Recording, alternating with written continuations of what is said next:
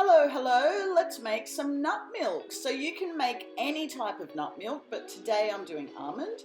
You'll need 1/4 cup of plain nuts, and you'll need 1 litre of water or 4 cups if you're in the US. What you're going to do is you're going to pop 1/4 cup of nuts into a blender, and then you're going to put 1 cup of water into the blender and blend that really well for 2 minutes. Then you're going to add the rest of your water into the blender. If it doesn't all fit, that's okay, just leave it to the side and blend that again for another minute. Once you're done, you should have nice, creamy, smooth milk. It should be blended well enough that you don't have too much sediment.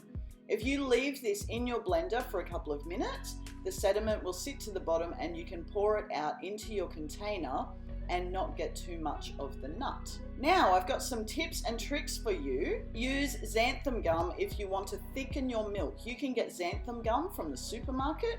It comes in at a couple of dollars and you only need the tiniest amount. So for this milk recipe, you will only need to use about 1/8 of a teaspoon because xanthan gum will make it very thick and very creamy. So use a tiny amount. You'll also be able to store your milk for about 5 days. Just give it a little bit of a shake before you use it.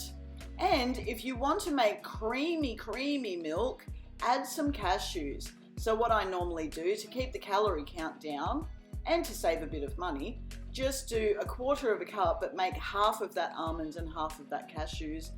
And you can also do other milks as well. So if you want creamy milk, you can do cashew and hazelnut, or cashew and hemp milk. Hemp milk is really good because it is a complete protein, so you'll be getting lots and lots of nutrients and quite a high amount of protein. Hemp seeds come in at around about 45% protein, I believe. What else can you do? You can do walnut milk, is really healthy. You can mix almond with any other nut or seed that you like. My personal favorite is hazelnut and cashew. It is so delicious. And then if you want to, you can actually put some strawberries or some raw cocoa powder in there and make yourself flavored milk as well. So the question I get all the time is, what about coffee? Does it sink to the bottom? Does it separate in coffee? The answer is not really. If you add xanthan gum to your milk, it will not separate at all. That's what xanthan gum does. It's an emulsifier, so it makes it all come together. But you don't need to add anything.